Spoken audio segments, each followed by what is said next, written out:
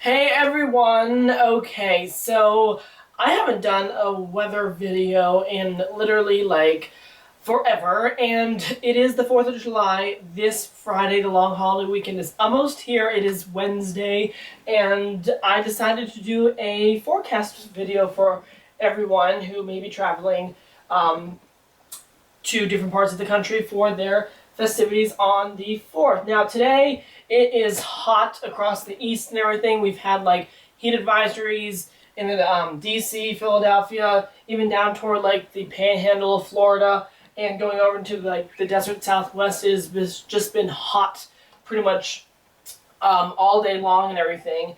And it's going to pretty much stay pretty darn warm for most places in the country coming up for this weekend. So, starting over in the west, now this is just pretty much the 4th of July itself on Friday for the forecast and everything. I don't have information beyond Friday, so you're going to have to look at weather sources for actual like Saturday, Sunday weather. But this is Friday weather that I have down. If you live in the west coast, you can travel over into the west, basically from the front range of the Rockies west to the coast. Obviously, the coastal communities will see cooler temperatures in the 70s. However, it is going to say sunny and hot in the intermountain west, especially in the valleys. Temperatures could be well into the 90s and even 100s and everything. So it's going to be hot and sunny if you're going to do fireworks over in the west and everything. And remember, the drought is still going on. It's still bad. So just be careful when you're lighting up the fireworks because it's just very dry air and everything. So just be careful when you are lighting off fireworks on the west coast. Moving into the Midwest, the upper Midwest is actually going to be very nice. Going into the Dakotas, we are going to have temperatures in the 90s on Friday. But once you go over into the Great Lakes and everything, temperatures will back off just into about the mid to upper 70s, very actually comfortable and pretty much low humidity. So that's going to be nice on the 4th and everything. Going down a little bit further to the south, 80s and sun, but then once you get into southern Texas, you're going to run into some isolated thunderstorms and temperatures are going to be in the 90s.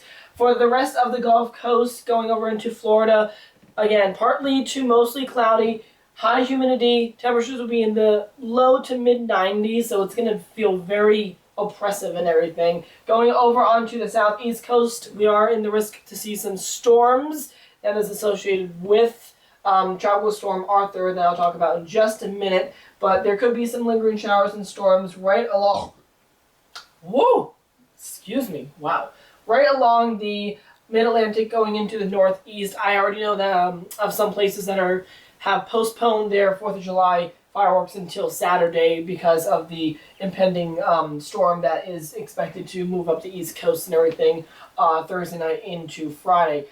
Temperatures will be in the 70s and 80s along the coast, 70s in the interior parts of the northeast, and going into the 80s and 90s in the mid-Atlantic and down into the rest of the deep south. So pretty much overall, most places are going to see fairly dry conditions for the 4th, just for the exceptions of the immediate east coast, parts of the Gulf states, and the desert southwest, where you can see just an isolated storm or two. Now, the other big picture, or not big picture, but the other big story is Tropical Storm Arthur is our first named tropical storm of this season. It was named yesterday. Right now, as of 11 o'clock this morning, it's about a 60-mile-per-hour storm with a pressure of 997 millibars. It is finally starting to move north at about 6-7 miles per hour, I believe. And all the computer models just pretty much bring it right up the east coast.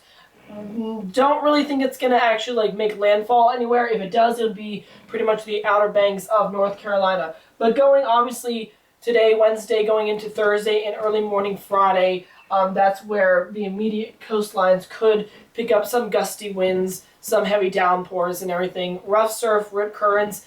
We could have a storm surge in the Outer Banks up to like 3 feet. Nothing really major, folks, but I mean, honestly, it's obviously going to put some damper on some communities for your 4th of July, for Friday, that is, especially when you go into the Northeast and everything. I think like Cape Cod and like Nantucket and Martha's Vineyard, you're basically going to be getting the showers and the gusty winds all day Friday, unfortunately, and they may have to postpone some of the fireworks out there and everything.